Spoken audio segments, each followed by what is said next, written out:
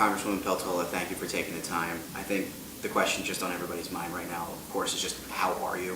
And what has this last month been like for you? It's just a funny question to try to answer. Yeah. So my kids are all doing really well. My 7 kids, they're 15 to 26, and they've been phenomenal. And the outpouring of support and sympathy has just been very, very appreciated. And it's a tough time, and it's very tragic. But despite it all, we still feel blessed. How about just personally? How are you holding up? Again, it's a ask me any minute and I'll give you a different answer, right? But I'm actually thankful for the distraction of work. It's good to be back at work.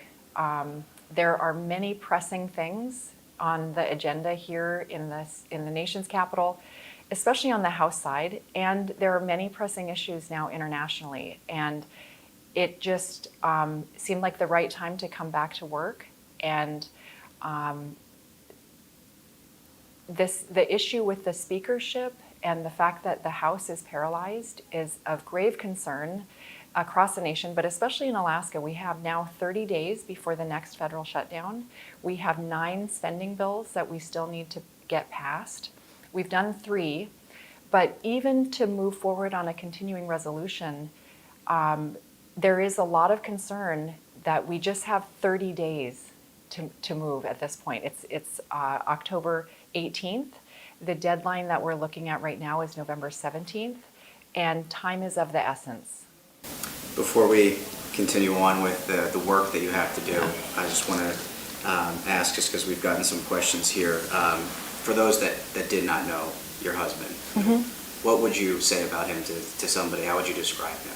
He was a legend. He worked in federal service for over 30 years, I think 37 years. He was an avid hunter, an avid fisherman, an outdoorsman.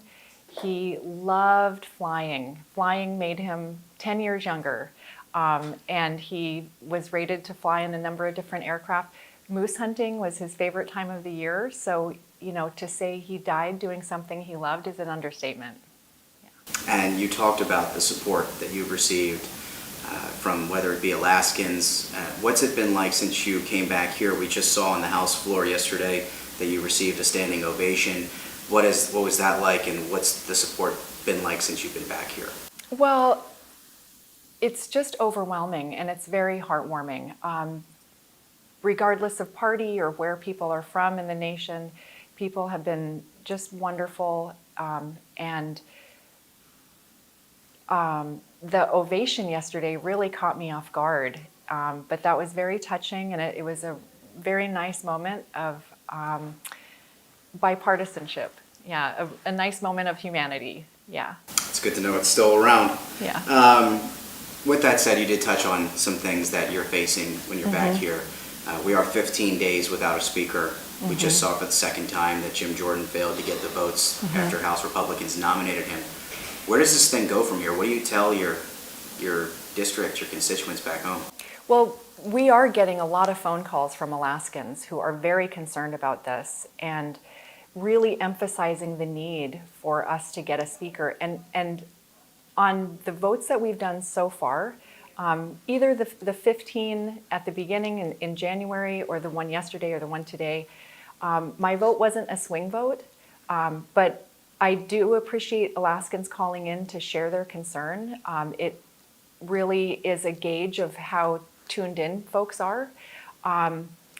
But there are a lot of concerns about this, and I think that many Democrats are very interested in helping find a resolution to this, if there is appetite to do that.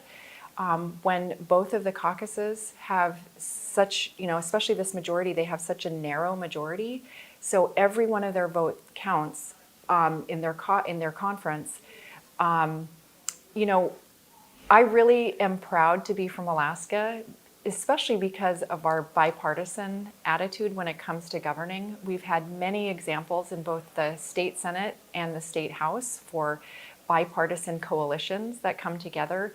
And so folks on both the extremes are often not part of that majority, and there is a real emphasis on what we can accomplish, what we can get done, making sure that the things that we're constitutionally required to do get done. And I really am hopeful that we can get there here in Congress as well. And I think that there may be enough international pressure, there may be enough pressure from constituents. The concern that I have is this notion that other Americans are our enemies. We have got to embrace this mentality that if you are an American, regardless of what party you belong to, we are on the same team. We have the same objectives. We have the same needs. We all want our kids to go to good schools, drive on good roads, have clean air and water, have a livable wage. We all want the same things at the end of the day, and we have got to get away from these two very extreme camps that refuse to work together, or there's this perception that you will be punished for moving the ball forward, in terms of governing and, paying our troops, getting the Farm Bill passed. Just all of these things are really, in the Congress, our only real requirement is to pass spending bills. That's the bare minimum, and we should at least be able to do that. And we can't do that without a speaker. So you brought up a resolution. What does a resolution look like to you? Well, if this Republican conference had more harmony or an ability to work together, if they had or enough of a majority to move forward, that's a compromise. But in the event that they cannot get there, my hope is that there would be enough moderate Democrats and enough moderate Republicans to come together and talk about really what it takes to govern, and really meeting. And at this point, it's just the bare minimum. So does that give Patrick McHenry more power for a certain amount of time? Well, I mean, that's one of the options on the table, and I'm very interested in seeing where that goes. And there have been a couple different ideas there, whether it would be a speakership for the remainder of this term or in 15-day increments. And even that is an alternative that I would be fine with, because we have one job here and we just need to be able to do that job. One bit of news that did come out of Alaska today is that the federal government did grant Alaska a $200 million grant to help strengthen its electrical grid. How significant is this? This is huge for Alaska. You really don't have an economy unless you have affordable energy. And Alaska has a grid that we really do need to make sure has more redundancy and is more fail-safe. We've got a lot of extreme weather there. And this infusion of money is going to help Alaska make sure that we have storage capacity and transmission capacity, also allowing renewables to get into the grid in a much more efficient way. And again, Alaska's the size of a small country. We're very, very big. We're twice the size of Texas, 3 times the size of California. So we're traveling very long distances, and that's just on the rail belt. We call it the rail belt, where it's the road system and the railroad system. And it's just one section of Alaska, but that's where most of our population lives. And we've just got to make sure, we've seen over and over how vulnerable many of our energy systems are. And so we're very excited about this $206.5 million grant that we'll be receiving for 3 separate projects. Last question I have for you, again, just to circle back here, you returning to Capitol Hill. Is there any message that you want to send to the people in Alaska that obviously have been thinking about you for the past month or so?